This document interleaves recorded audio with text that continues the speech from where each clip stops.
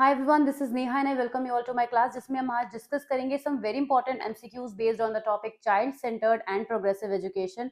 ये एक बहुत ही इंपॉर्टेंट टॉपिक है, आपके सीटेट एग्जामिनेशन में आता है, पूछा जाता है और इस पर बेस्ड एमसीक्यूज भी पूछे जाते हैं। तो आपको प्रैक्टिस के लिए यहाँ पे जो पीडीएफ मिल रहा है, इसको आप हमारे टेलीग्राम चैनल से रिसीव कर सकते हैं। तो चलिए क्विकली शुरुआत करते हैं हम इस क्वेश्चन पेपर की, जिसमें पहला क्वेश्चन है, मेरे साथ रीड कर सकते हैं आप on the screen. A teacher never gives answer to question herself. She encourages her students to suggest answers, have group discussion and adopt collaborative learning. ये अप्रोच जिसमें टीचर बच्चों को आंसर देने के लिए एनकरेज करती है, खुद आंसर नहीं देती, और ग्रुप डिस्कशंस के लिए और कोलैबोरेटिव लर्निंग के लिए बच्चों को एनकरेज करती है, ये कौन से प्रिंसिपल पर बेस्ड है? So the correct answer for this question is option number B, active participation. क्योंकि एक ऐसा प्रिंसिपल होता है जिसमें बच्चे एक्टिवली पार्टिसिपेट करके इंगेज होते हैं, तो उनकी लर्निंग इंप्रूव होती है, और यही हमारा प्रोग्रेसिव सिस्टम का एक पार्ट है। आगे बढ़ते हैं नेक्स्ट क्वेश्चन की तरफ। The new progressive pedagogy focuses on what kind of assessment? हमें यहाँ पे 4 तरीके के असेसमेंट दिए हुए हैं: assessment in learning, of learning, for learning and assessment along learning.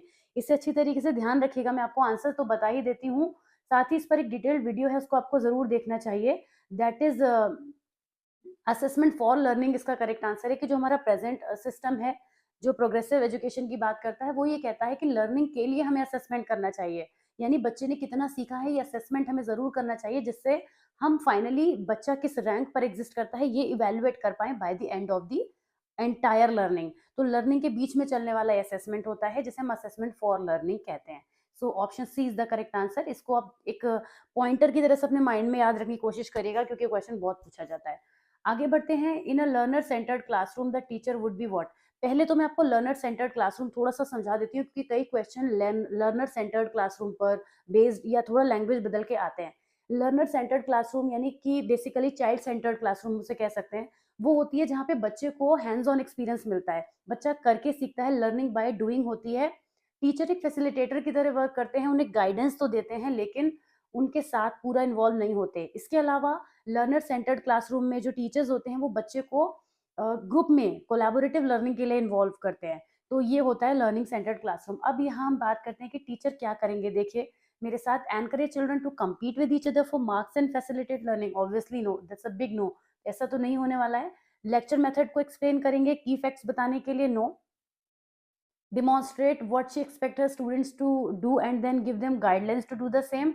या फिर ऐसे मेथड्स अप्लाई करेंगे जिसमें लर्नर खुद एनकरेज हो लर्निंग के लिए? हमें यही करना है चाइल्ड सेंटर्ड एजुकेशन में, बच्चे को हमें आगे बढ़ के लर्न करने के लिए अपॉर्चुनिटीज देनी है। So option D is the correct answer here. आगे बढ़ते हैं नेक्स्ट क्वेश्चन की तरफ। Question number 4 it has to be, children have the potential to create knowledge and make meaning. बच्चे के अंदर किसी भी चीज को अंडरस्टैंड करने की कैपेबिलिटी होती है, उसका मीनिंग फिगर आउट करने की कैपेबिलिटी होती है। ये आपको लैंग्वेज सुनी सुनी लग रही होगी, ह्यूमनिस्टिक अप्रोच पर बेस्ड। तो अगर आपने ह्यूमनिस्टिक अप्रोच को अच्छे से पढ़ा है, तो आप बड़ी आसानी से आंसर को क्लिक कर चुके हो चुका होगा आपके माइंड में। फिलहाल ये कौन सा पर्सपेक्टिव है? The role of a teacher is that of a just a facilitator. अभी मैंने ये बात बोली भी थी कि चाइल्ड सेंटर्ड क्लासरूम में टीचर का काम एज अ फैसिलिटेटर होता है, कम्युनिकेटर नहीं होगा। कम्युनिकेशन पास ऑन करने के लिए नहीं आया है वो, ठीक है? डायरेक्टर भी नहीं है, नेगोशिएटर तो बिल्कुल भी नहीं है। So facilitator is the correct answer. कि चाइल्ड सेंटर्ड क्लास में टीचर का work is more as a facilitator and less as an evaluator. Okay, तो यहाँ पे हम आगे बढ़ते हैं क्वेश्चन नंबर 5 की तरफ। चाइल्ड सेंटर्ड एजुकेशन में क्या इन्वॉल्व होता है? Children sitting in a corner? Obviously no, right. Restricted environment में लर्न करेंगे बच्चे? बिल्कुल भी नहीं। जिसमें प्ले इंक्लूड नहीं है, यानी एक्टिविटीज इंक्लूड नहीं है, ऐसा क्लास होगी? बिल्कुल भी नहीं। हैंड्स ऑन एक्टिविटीज, ये तो मैंने अभी आपको बताया ही था कि बच्चा लर्निंग बाय डूइंग सीखेगा। तो ये इसका करेक्ट आंसर हो जाता है, राइट। अब हम आगे बढ़ते हैं नेक्स्ट क्वेश्चन की तरफ। So D is the correct answer for question number 5। Progressive education is based on principle of conditioning and reinforcement. Conditioning और रीइंफोर्समेंट के बेसिस पर प्रोग्रेसिव एजुकेशन तो नहीं बेस्ड होती है, क्योंकि एजुकेशन का सिस्टम लर्निंग और रीइंफोर्समेंट और कंडीशनिंग पर नहीं चलता है। There are other things as well. Is centred about text book since they are the only valid source of the knowledge? नहीं, ऐसा भी नहीं है। बच्चों को खुद से करने का, सीखने का मौका मिलता है, तो ऐसा भी बिल्कुल नहीं है। reaffirms the belief that the teacher has to be firm in an approach, and in today's world children cannot be taught without using punishment. That's a big no. lays strong emphasis on problem solving and critical thinking. देखिए कई बार क्या होता है ना, question में देखकर आपको idea लग जाता है। ऐसा भी होता है कि कई कई बार एग्जाम में कुछ ऐसे क्वेश्चन भी सॉल्व करके आ जाते हैं जो हम पढ़कर तो नहीं गए होते हैं, बट हमारी कॉमन अंडरस्टैंडिंग ऐसा कहती है। तो आप खुद भी सोचिए कि बच्चे पर वो फ़ोकस्ड है ना पूरा सिस्टम हमारा, तो वो बच्चे की क्रिटिकल थिंकिंग को डेवलप करने में ही फ़ोकस करेगा। सो option D is the correct answer for this one. A key feature of a child-centered classroom is that in which the teacher's role is to present the knowledge to be learned and to assess the student to be learned। मतलब बच्चों को सिखाना है और उसको evaluate करना है कि बच्चे ने कितना सीखा। क्या बस इतना ही वर्क होता है चाइल्ड सेंटर्ड क्लासरूम में का ये फीचर होगा? आगे देखते हैं। The student with the teacher's guidance are made responsible for constructing their own understanding. This coercive and psychological control of the teacher नहीं, अगर टीचर साइकोलॉजिकली कंट्रोल करने लगेंगे तो फिर वो आंसर, तो वो सिचुएशन नहीं रह जाएगी। The teacher lays down uniform ways of behaviour, एक ही तरीके से बिहेव करना सिखाएंगे बच्चों को, that's again a big no. So option B here is the correct answer कि जो बच्चा होता है वो टीचर की गाइडेंस से अपनी अंडरस्टैंडिंग डेवलप करने की कोशिश करता है। और ये बात मैं आपको इनिशियली बता चुकी हूँ चाइल्ड सेंटर्ड क्लासरूम के बारे में बताते वक्त, राइट, कि वहाँ पे टीचर एक फैसिलिटेटर की तरह वर्क करेंगे, गाइड तो करेंगे लेकिन बच्चे के संग बच्चे को सीखने का खुद से मौका देंगे। लर्नर सेंटर्ड अप्रोच का मतलब क्या होता है? The teachers draw conclusions for the learners, obviously no. Traditional methods भी नहीं होते हैं। Use of methods in which teacher is the main actor, नहीं, यहाँ पे बच्चे को मेन एक्टर बनाया जाता है। Methods where learners own initiative and efforts are involve learning. So obviously clearly समझ में आ रहा है। अगेन यहाँ पे हम ऐसे भी देख के समझ पा रहे हैं कि लर्नर सेंटर्ड है, तो लर्नर के ही इनिशिएटिव और एफर्ट्स को कंसिडर किया जाएगा। तो option D is the correct answer, right. Progressive education क्या कहती है? द क्लासरूम इज अथॉरिटेरियन, जहाँ पे टीचर डिक्टेट करेंगे, बिल्कुल भी नहीं, ऐसा तो नहीं हो सकता। It's free for all with the teacher absent from it, no, बच्चे ऐसी क्लासेस चाहते हैं, इमेजिन तो जरूर करते हैं, बट ऑब्वियसली प्रोग्रेसिव एजुकेशन का तो वो पार्ट नहीं होने वाली है।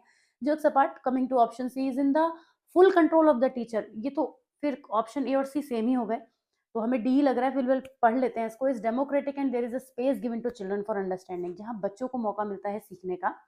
सो प्रोग्रेसिव एजुकेशन क्या कहती है कि एक ऐसी क्लासरूम जहाँ पे बच्चों को सीखने का मौका मिल रहा होगा, वही एक प्रॉपर क्लास होगी। देखिए क्वेश्चन वही है, बार बार बार लैंग्वेज चेंज हो जा रही है क्वेश्चन की, है ना, कहीं ना कहीं कॉन्टेक्स्ट तो वही है, क्योंकि अल्टीमेटली चाइल्ड सेंटर्ड क्लासरूम जो होगी वो कुछ ही फीचर्स पर बेस्ड है। अगर आपने उन फीचर्स को समझ लिया तो क्वेश्चन कैसा भी आ जाए आपको आंसर देने में कोई प्रॉब्लम नहीं आएगी।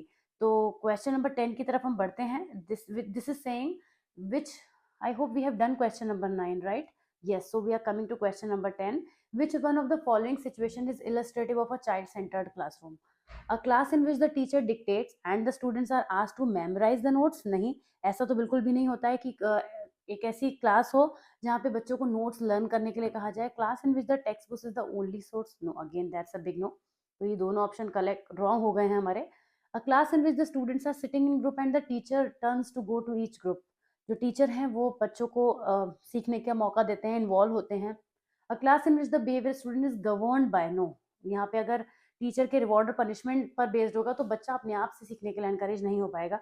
इस तरह फिल्ट्रेशन मेथड के थ्रू भी हम देख पा रहे हैं कि option C is the correct answer for this question. और this is how we have done few questions which are actually important. आपको लग रहा होगा कि they are somewhere looking very same, पर यही सेम कंफ्यूजन कर देते हैं जब एग्जामिनेशन में आते हैं। And these are the answers of this question, और ये पीडीएफ हमारे टेलीग्राम से आप रिसीव कर ही सकते हैं, जैसा मैंने आपको बताया था। तो आई होप कि ये वीडियो आपको समझ में भी आया होगा और काफ़ी यूजफुल रहा होगा आपके लिए। तो प्लीज़ चैनल को ज़रूर सब्सक्राइब कर दीजिएगा अगर आपने अभी तक नहीं किया है। And also I will be bringing more stuff for you to understand and to practise as well. So see you soon in the next video, till then take care, bye bye.